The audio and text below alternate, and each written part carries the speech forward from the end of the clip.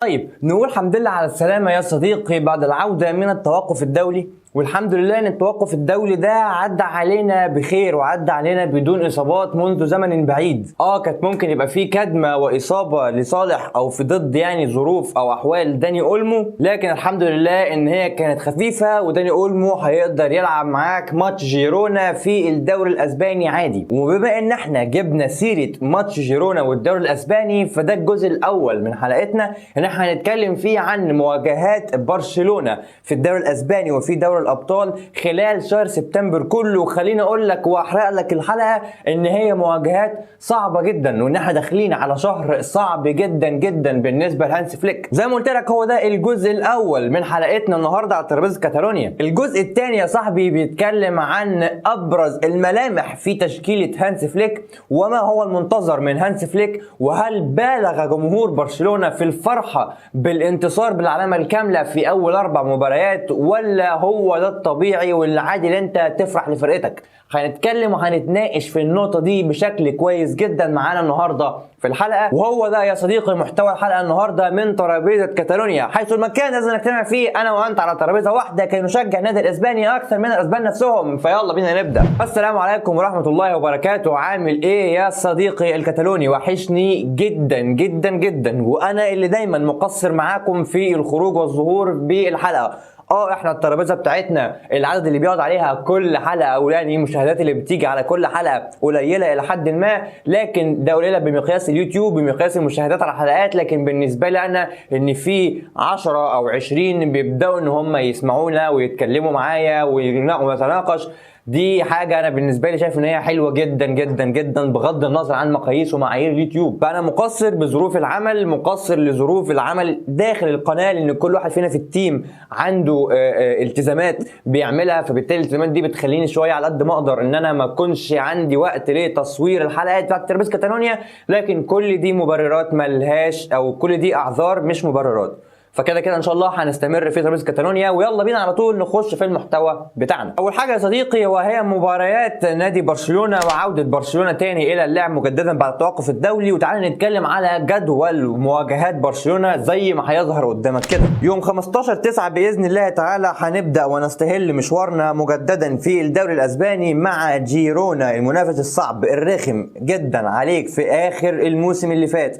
لعبتوا المواجهتين وبالتالي كان مواجهتين صعبين جدا على نادي برشلونة، بالاضافه الى ان المواجهه دي مش على ملعبك، وللاسف عدد المواجهات اللي هيقابلها او اللي هيشوفها نادي برشلونة مش على ملعبه في شهر 9 هي كبيرة جدا. برشلونة هيلعب ماتش واحد بس على ملعبه، زي ما هنستعرض مع بعض ان الماتش ده على استاد دي مونتليفي، طبعا ارض نادي جيرونا. بعد كده هنرتاح 3 ايام 16 17 18 وهنسافر الى فرنسا عشان خاطر نلاعب موناكو في اول مباريات برشلونة في دوري الابطال بشكله الجديد على استاد لويس الثاني، طبعا استاد نادي موناكو. بعد كده هنعود الى الدوري الاسباني عشان نلعب 3 مواجهات حاسمين بشكل كبير جدا في شهر سبتمبر.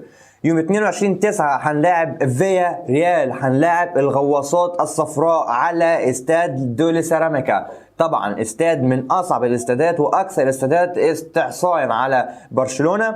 وبعد كده هنروح نلاعب ختافي، وهو ده الماتش الوحيد اللي انت هتلعب فيه على ارضك، اللي هو طبعا الاستاد الاولمبي دو كامبانياس. هو ده الاستاد او ده هو ده الماتش الوحيد اللي انت هتلعب فيه على ارضك قصاد ختافي يوم 25/9. وتختم ان شاء الله شهر سبتمبر بمباراة اوساسونا طبعا على ارض اوساسونا برضه. هي دي يا صديقي رزنامة او جدول مباريات نادي برشلونة في شهر 9 بالكامل. طبعا انت بتتكلم على 5 مواجهات، منهم مواجهة في دوري الابطال و4 مواجهات كاملين في الدوري الاسباني. وفي ظل ال5 ماتشات دول انت هتلعب ماتش واحد بس على ارضك.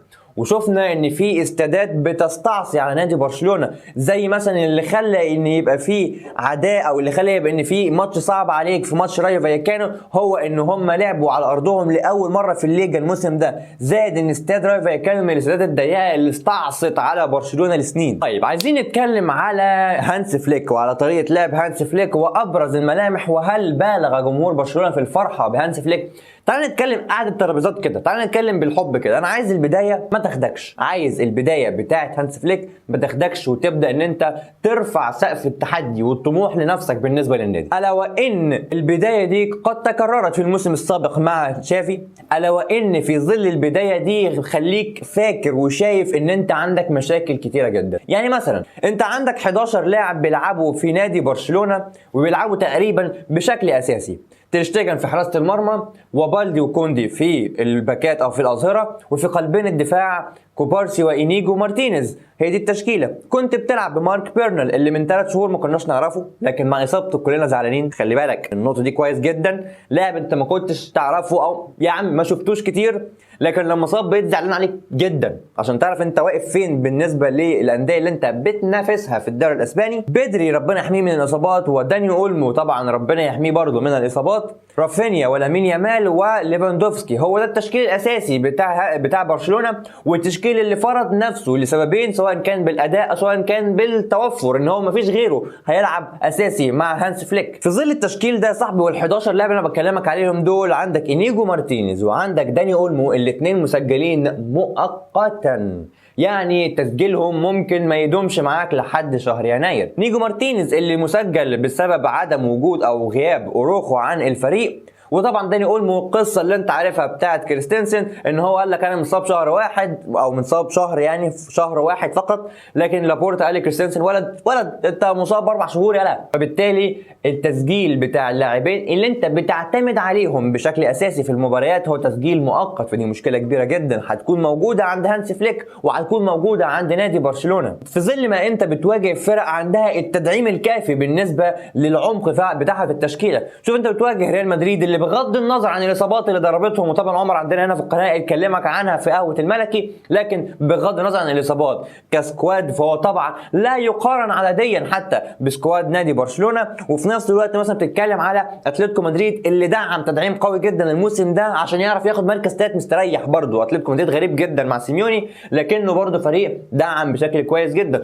اغلب الفرق الاسبانيه دعمت. بنشوف الدوري الاسباني السنه دي والسنه اللي فاتت الدوري صعب، ماتشاته صعبه، مفيش حاجه اسمه ماتش مضمون. فصدقني يا صديقي ومش بغمقها في وشك زي التيشيرت اللي انا لابسه ده كده، عايز اقول لك ان اللي جاي النادي برشلونه صعب. انا بهيئك نفسيا لتقبل بعض الامور وبعض النتائج لنادي برشلونه.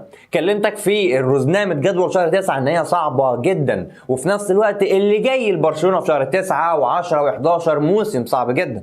فمش عايزك ترفع سقف التحدي بتاعك وتنزل تاني على الارض وتشوف اللي حواليك عاملين ازاي. طب ما تيجوا نتكلم كده مع بعض عن ابرز الملامح اللي وجدناها من هانس فليك في ال4 مباريات والشغل اللي انا بحبه بقى جدا جدا. برشلونه مبدئيا مع هانس فليك بيرفع شعار الوداع لل4-3-3 ومرحبا بال4-2-3-1، اللعب العمودي واللعب المباشر المفضل بالنسبه لهانس فليك. مش عايز اقول لك مصطلحات كتير، انا عايزك تكون فاهم معايا وبنتكلم مع بعض، وانت كده كده يا صاحبي فاهم اكتر مني، انت بتشجع نادي برشلونه واي حد بيشجع برشلونه وبيفهم في الكوره. لعب هانس فليك اللعب المباشر او اللعب العمودي، اللعب اللي بيهدف ان انا هوصل للجون باقل عدد ممكن من التمريرات، وده هو عكس الارث القديم المتروك لنادي برشلونه، والارث القديم اللي كان بيلعب بيه اخر مدرب قبل هانس فليك اللي هو طبعا تشافي، اللي هو صاحب هذا الارث او هو احد اهم اصحاب هذا الارث. يعني على سبيل المثال بان التهديف بتاع نادي برشلونه بشكل عالي، لكنه مثلا ممرر تمريرات اقل بكتير من المنافس المباشر بتاعك في الدوري الاسباني ريال مدريد. وده لان هانس فليك بيعتمد في لعبه على الضغط العالي طبعا لاسترداد الكره، لكن لو الكره معاك تعال نشوف برشلونه بيطلع بالكره ازاي. الكره بتكون موجوده من عند تير شتيجن حارس المرمى اللي احنا خلاص ما بقناش عارفين مستواه، لا تعرفش هو حلو هو وحش هو زي الزفت، هو مش حارس مرمى هو حارس جامد ما تفهمش. يجي في ماتش يعمل لك كوارث، ويجي في نفس الماتش يصد لك هدفين 3، ما تفهمش انت تير شتيجن. لكن انا مع قاعده ان تير شتيجن طالما ملوش بديل وان ناكي بينا اسوأ من تير شتيجن، هيفضل تير شتيجن ما عندوش الدافع ان هو يحسن من مستواه حتى لو مستواه قل بنسبه كبيره جدا. طبيعي ان انت هتشوف ان كوندي هيطلع شويه بالكوره، ولكن اللي بيوسع عرض الملعب هو خروج بالدي الى المراكز او الى الثلث الاخير من الملعب. في ظل خروج بالدي في الثلث الاخير من الملعب ده بيسمح لرافينيا ان هو يترك الخط، يترك اللاين ويخش جوه في العمق عشان خاطر يلاقي المساحه، وهي دي احد اهم الحاجات اللي عرف هانس فليك ان هو يعملها واستفاد بيها رافينيا بشكل كبير جدا. رافينيا هو لاعب مساحات، رافينيا هو اللاعب اللي محتاج مساحه يجري فيها بوشه ويقابل لاعب واحد على واحد او حتى يبقى المرمى قدامه، مش اللاعب اللي يعرف ان هو يستلم تحت ضغط ويمرر بدوران او يمرر تمريره لمفتاحيه في يفك الضغط او يفك التكتلات. هو لاعب مساحات بالشكل الاول، عشان كده رافينيا ممكن يكون ان هو اكثر اللعيبه اللي في برشلونه اللي استفادت من وجود هانس فليك، لان بخروج بالدي زي ما قلت لك وتوسيع عرض الملعب ما زال برشلونه ما بيلعبش على العرض بتاع الملعب او حتى الاستحواذ، برشلونه بيلعب تمريرات بينيه، وهي دي نقطه القوه لنادي برشلونه مع هانس فليك هجوميا، التمريرات البينيه اللي في نص الملعب. يعني مثلا لما يكون بالدي وفاتح عرض الملعب ومكون جبهه شديده جدا، بيسحب على الاقل مدافع من مدافعين الفرقه المقابله ليك، سواء كانت اي فرقه انت هتنافسها، اي فرقه انت هتواجهها، في مدافع من عندهم بيروح يمسك بالدي. لكن في نفس الوقت بيبقى عندك 4 لعيبه من نادي برشلونه هم لعيبه في المركز او في الثلث الهجومي. بنتكلم على رافينيا اللي داخل الى العمق، بنتكلم على ليفاندوفسكي اللي اوريدي اصلا هو ساحب لاعب من خط الدفاع لان ليفاندوفسكي بينزل تحت يستلم الكوره، داني اولمو اللي تحركاته بدون كوره خطر جدا جدا جدا، ولامين يامال اللي هو اخطر لاعب في نادي برشلونه. 4 لعيبه بيكونوا موجودين في عمق الملعب، فبالتالي لو الكوره انتقلت من مثلا بالدي اللي خارج بالكوره الى بدري عرف يخرجها الى داني اولمو او الى ليفاندوفسكي او الى رافينيا او الى لامين يامال، انت هتواجه موقف فيه زياده عدديه كبيره بالنسبه لنادي برشلونه على اي دفاع هو بيواجهه. عشان كده التمريرات البينيه هي مفتاح السحر بالنسبه لنادي برشلونه في المباريات، وده اللي احنا شفناه 13 تمريره بينيه خطيره لنادي برشلونه في ال4 مباريات، عدد كبير جدا، في حين نادي ريال مدريد مثلا عامل 6 فقط لا غير. ولكن يا صديقي بتكمن المشكله في ظل هذا التهور الهجومي او الثقه الهجوميه الزائده اللي عند هانس فليك برشلونه او برشلونه هانس فليك في خطف الكره. الكره لو اتخطفت من نادي برشلونه انت بتتكلم على مرحله الضغط بتاعه هانس فليك. هانس فليك طبعا اللي طبعا معروف عنده او معروف عنه ان هو بيضغط ضغط عالي على الفرقه علشان خاطر يضيق المساحات، فبالتالي المنافس ما يعرفش يلعب كورته ويسبب ده في اخطاء في الخروج من الكوره من المنافس. كيف يضغط برشلونه هانس فليك؟ تعال نتكلم ان هو عايز يضغط من الامام، وتعال نشوف اول اسلحه الضغط. هتقول لي انت مين؟ ليفاندوفسكي. اقول لك لو ليفاندوفسكي ضغط صدقني المنظومه دي كلها ستفشل. ليفاندوفسكي دلوقتي مش في المرحله البدنيه ولا السنيه او حتى ده مطلوب منه ان هو يضغط على حامل الكره او اول خط دفاع بالنسبه للنادي اللي انت بتواجهه. اما ليفاندوفسكي وداني اولمو فالاثنين بيلزموا لاعبي خط النص اللي بعد خط الدفاع مباشره بالنسبه للفريق المنافس. مين اللي بيضغط على الاثنين قلب دفاع وحارس المرمى اللي بيحاولوا ان هم يخرجوا بالكرة؟ هم الاجنحه رافينيا ولامين يامال.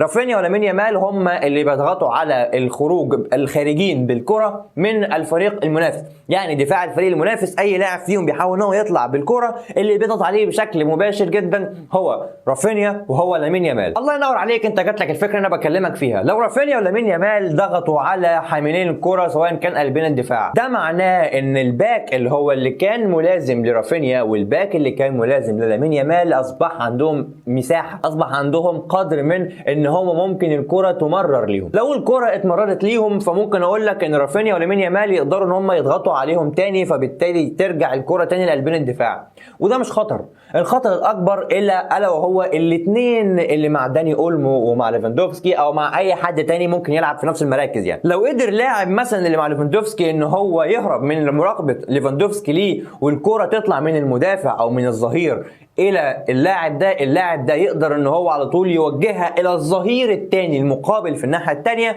والظهير الثاني المقابل الناحيه الثانيه ده هيبقى عنده مساحه كبيره جدا يقدر ان هو يخرج بيها بالكره. ليه مساحه كبيره جدا؟ لان انت رافينيا خرج بره النطاق، لامين يامال خرج بره النطاق، داني اولمو لسه معاه اللعب بتاع خط النص، وليفاندوفسكي هو الذي تسبب في خروج الفريق الثاني من الكره. 4 لعيبه في الخط الامامي لنادي برشلونه ما فيش اي واحد فيهم في الموقف ده هينفذ الضغط. تبدا انت تتجه الى خروج بدري او تبدا تتجه الى خروج كاسادو او بيرنال اللي كان بيلعب رقم 6. كده انت بتفتح العمق بشكل كبير جدا، فبدري وكاسادو هيفضلوا ان هم ملتزمين اماكنهم مع الرقم 10 ومع المهاجمين بتوع النادي المقابل. طب مين اللي المفروض ان هو يخرج على طول عشان خاطر يقابل الكرة؟ وده هو المشهد الدفاعي الأسوأ لنادي برشلونة في المباريات الأربعة اللي احنا لعبناهم، بالدي أو كوندي. اول ما الكرة بيبدا الفريق اللي قصادك ان هو يخرج من الضغط اللي عاملها نادي برشلونه او اللي عامله نادي برشلونه، والكرة تروح مع الظهير اللي هياخد مساحه ويبدا يلعب للوينج اللي هو بتاع بالدي او بتاع اوروخو، بنلاقي على طول دايركت اللعيبه دي حافظه ان هو هيبدا يروح بالضغط على طول ونلعب دفاع متقدم. لو اللاعب الظهير قدر ان هو اثناء هجوم كوندي عليه كمثال يقدر يلعبها للاعب اللي هو اصلا في ظهر كوندي اللي لسه لا كوبارسي ولا انيجو مارتينيز قدر ان هو يروح يسد مكان كوندي، هنا في الحاله دي بنلاقي ان الظهير والوينج على كوندي 2 على 1، وهي دي الحاله الابرز لنادي برشلونه في الدفاع، ان دايما بيبقى فيه 2 على 1 بالنسبه للباك. ودي مشكله انا بشوف ان هي كبيره في نادي برشلونه، لان لو انت واجهت الفرق اللي لسه لم تستغل النقطه دي، ففي فرق عندها تحولات هجوميه اسرع واشرس بكتير جدا مش هتقدر ان انت تقف قصادهم. في الاول وفي الاخر يا صاحبي هي مغامره محسوبه، ان انت ازاي تلعب بخط دفاع متقدم وازاي تلعب بضغط عالي بيبدا بيه الاجنحه، ثم بعد كده بينتقل الى لاعبين خط النص اللي هو اولمو وليفاندوفسكي اللي بينزل مع لاعب خط النص عشان خاطر ما يهلكش ليفاندوفسكي. الحل الوحيد للازمه دي ان انت تلعب على مصيدة التسلل، وهي ماشيه حلو لغايه دلوقتي. برشلونه هو اكثر نادي وقع الفريق او الخصم في مصيدة التسلل، فهي ماشيه حلو لكن مش هتمشي حلو على طول. ده ابرز التحديات اللي هيواجهها هانس فليك، مشكله الضغط والدفاع المتقدم، لان برشلونه مش بيلعب بالطريقه دي، وفي نفس الوقت ان انت عندك عدد اللعيبه المسجلين بشكل كامل قليل، وعندك لاعبين بتعتمد عليهم بشكل اساسي نيجو مارتينيز وداني اولمو مش مسجلين بالموسم كله، دول تسجيلهم هينتهي حتى شهر يناير. مشاكل كتير وتحديات هيواجهها هانس فليك، المجني عليه الوحيد في القصه اللي احنا بنتكلم فيها دي كله او كلها بسبب الاداره، طبعا بسبب لابورتا وبسبب ديكو اللي طلع تصريحات بشوفها في منتهى الرز بلبن. يعني بيقول لك انا افقر مدير رياضي في العالم، واحنا ما كناش عايزين نتعاقد مع نيكو ويليامز، انا كده عندي رافينيا وكده عندي لامين يامال وعندي فران توريس، اما انت اتعاقدت معاه ليه؟ امال ماتيو اليماني اللي كان موجود قبلك فكان موجود في وضع اقتصادي اصعب من اللي انت بتتكلم فيه، عمل ايه طيب؟ يعني بشوف ان هي سلسله من الفشل. حتى ديكو ما كانش يمكن في جيل برشلونه في 2006 مثلا و2005 و2007 مع رايكارد ما كانش هو اللاعب الابرز في النادي، ولا زامبروتا كان احسن منه، يعني بغض النظر ان هم من جنسيه. زامبروتا ده اندر ريتد جدا، والله زامبروتا ده اندر ريتد جدا، يمينه زي شماله في الدفاع في الهجوم يا زامبروتا. المهم خلينا نتكلم على ان طبعا الاداره هي الجريم او هي المجرم الاكبر في نادي برشلونه، وان المجني عليه الاكبر هو هانس فليك، وده شويه بيشيل الضغط من عليه، لكن كل التحديات اللي انا كلمتك فيها دي طبعا بتحط ضغط اكيد بشكل مباشر على هانس فليك. وبكده يا صاحبي تكون خلصت قعدتنا من ترابيزه كاتالونيا، اتكلمنا فيها عن مباريات نادي برشلونه وعن جدول مباريات نادي برشلونه والتحديات، وهل بالغنا في الفرحه ولا ما بالغناش. عايز اقول لك ان انت ما تفرحش جامد، ما تزيدش في الفرحه بتاعتك، افتكر ان انت عندك تحديات وعندك مباريات لسه صعبه، فما تحطش ضغط على نفسك او تعلي من سقف طموحك لمجرد انت خرجت بالعلامه الكامله في اول 4 مباريات. شكرا جدا صديقي، وصلت معايا لحد هنا، اتمنى تكون اديتني لايك للحلقه، سبسكرايب للقناه لو انت مش عامل سبسكرايب، وتتابع محتوانا اللي احنا بنقدمه. فلو انت جديد معانا في القناه بنقدم لك محتوى فانتازي عظيم جدا، وبنقدم لك قعده ارسنال، الكلام او القعده اللي احنا بنتكلم فيها عن نادي ارسنال واخباره، وقهوه الملكي الغريم اللي بيقدمها عمر طبعا بيتكلم فيها عن اخبار نادي ريال مدريد وتحليل مباريات ريال مدريد ونظره عامه على النادي. شكرا جدا صديقي، وصلت معايا لحد هنا مره ثانيه، اتمنى ما كنتش طولت عليك، والسلام عليكم ورحمه الله وبركاته.